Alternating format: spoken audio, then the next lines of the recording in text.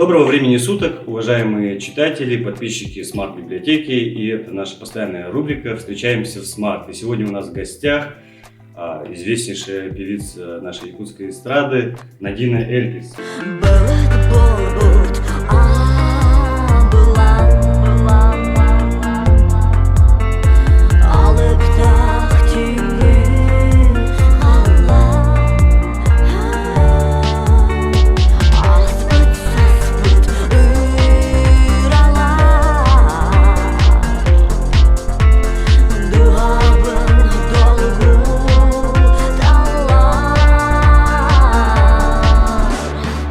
Привет, Надина.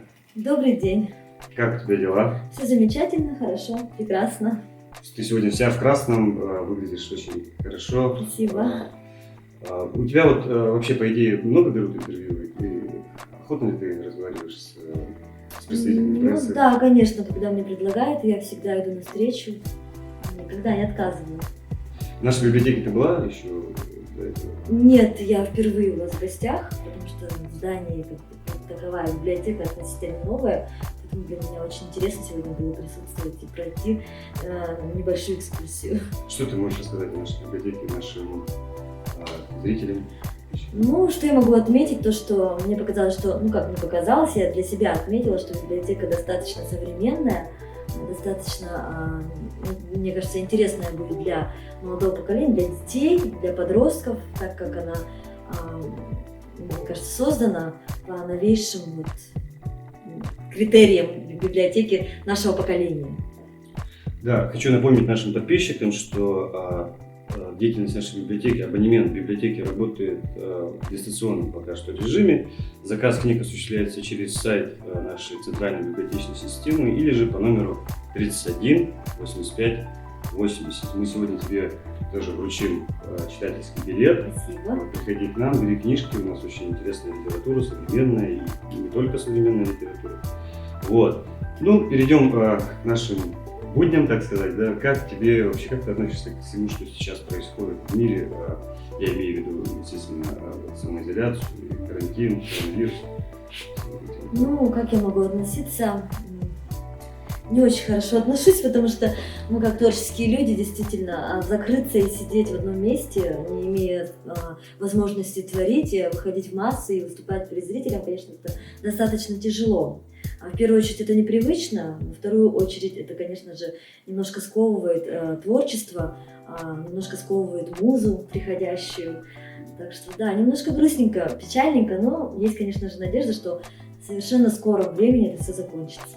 Может быть, ты что-нибудь, какие-то новые инструменты освоила в плане творчества, допустим? Не знаю, видеомонтаж, допустим, видеомонтажом начал заниматься закрытой студией.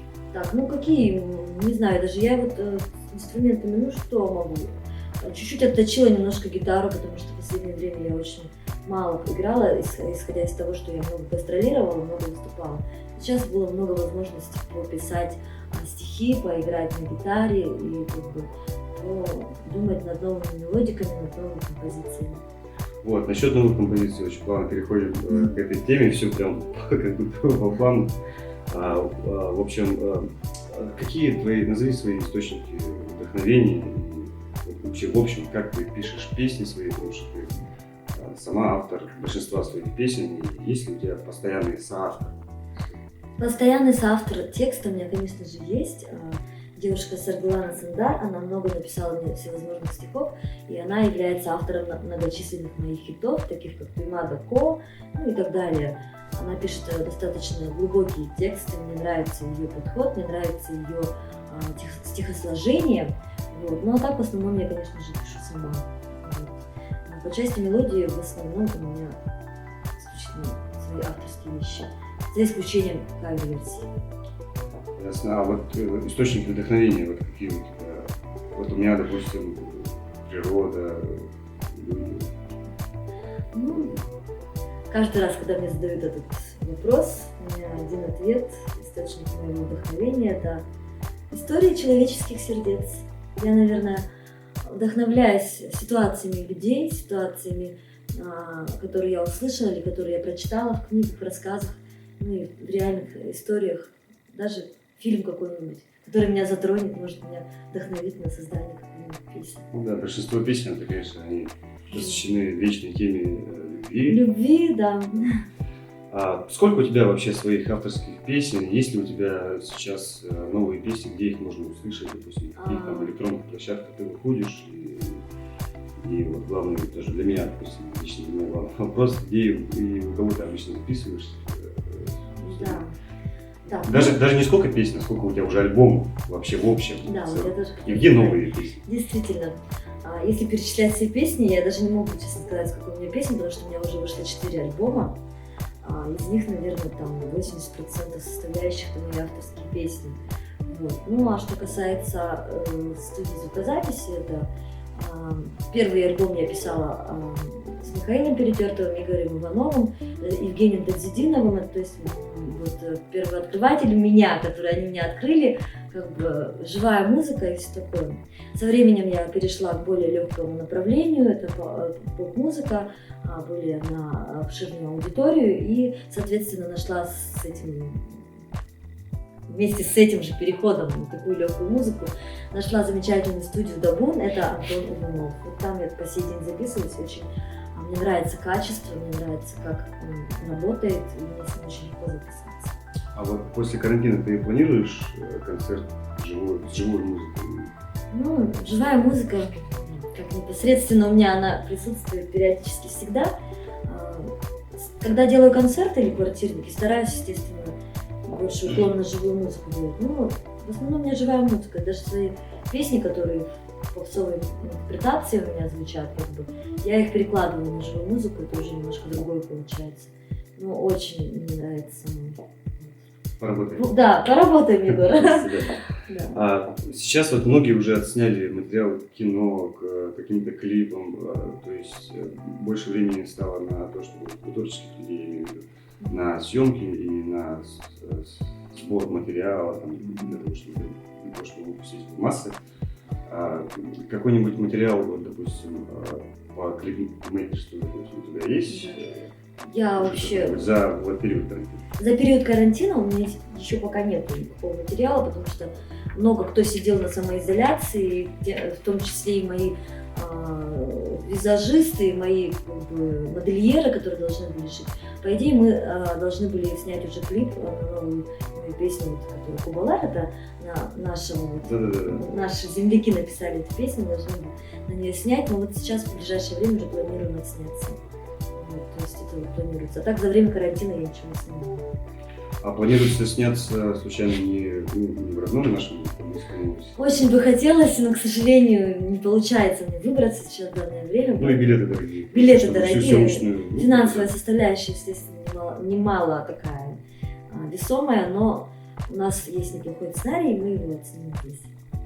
Хорошо, отлично. Вот, по поводу поездок, да, а где ты была вот за время? Я вот, допустим, в этом году, как ни странно, да, вот тотальной самоизоляции, допустим, где-то уже 13 раз, получается, с Нового года.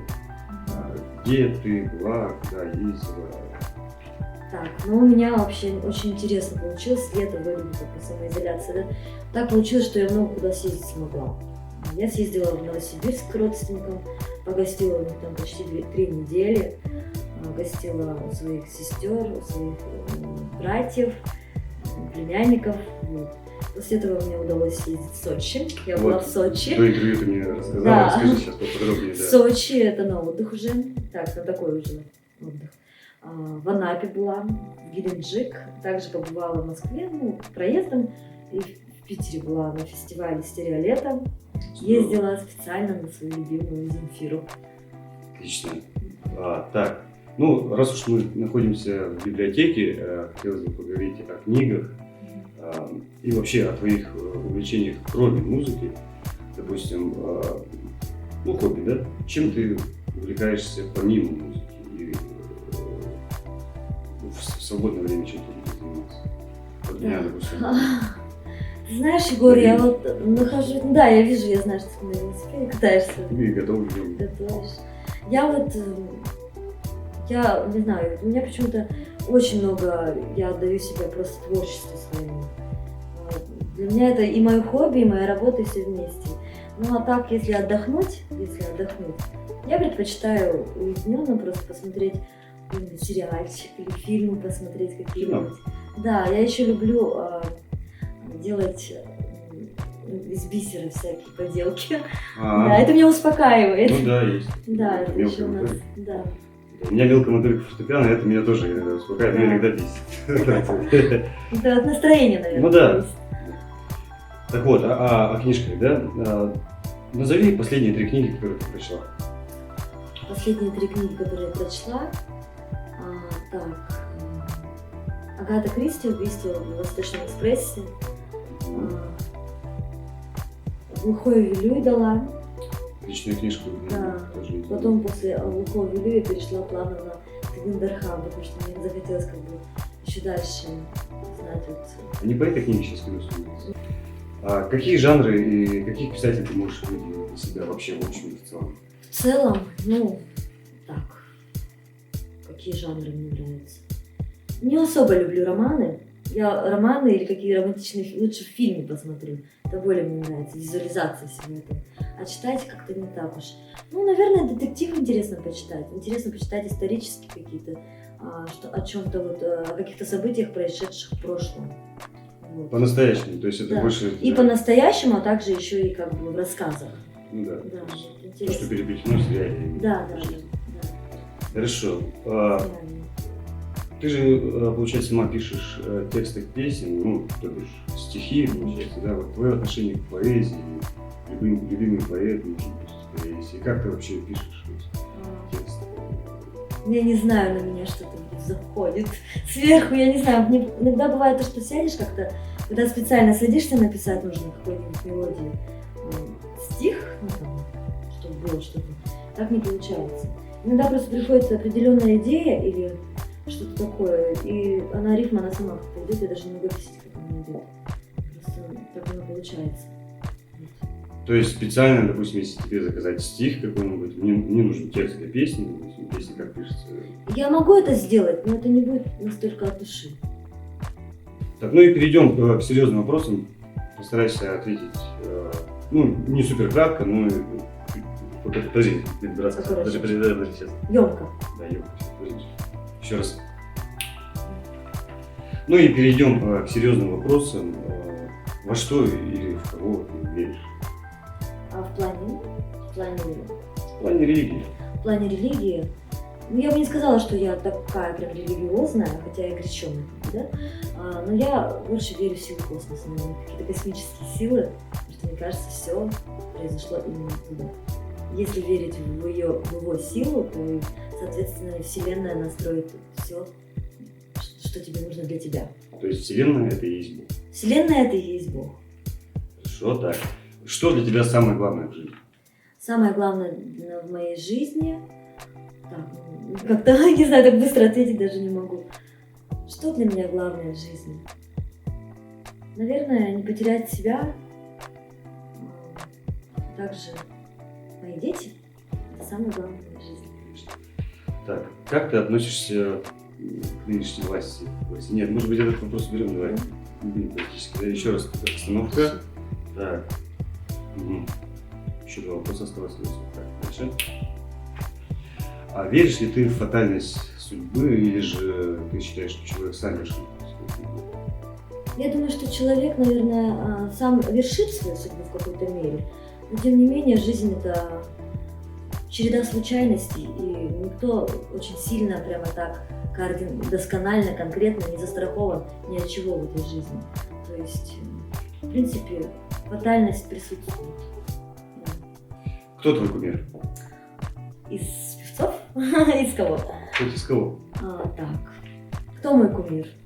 Наверное, я как человек музыкальный, у меня и музыкальные кумиры. Я люблю Земфиру, Илью Лагутенко и Фредди Меркьюри. Круто. Да. Так, здесь тоже остановка. Сейчас это... Ага, поехали. Ну и в завершении нашего интервью, как обычно, мы проводим блиц-опрос. Нужно отвечать коротко, быстро, не задумываясь. Хорошо. Готово? Да. Поехали. Что появилось раньше, курица или яйцо? Яйцо. Айфон или Android? Айфон. Борщ или якутский суп?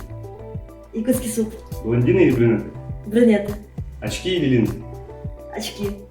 Гитара или фортепиано? Гитара. Рок или джаз? Рок. Когда ты встретишься со своим кумиром, что ты ему скажешь? Я тебя люблю. С вами была Надина Эльпис, меня зовут Егор Ефимов. Всем пока!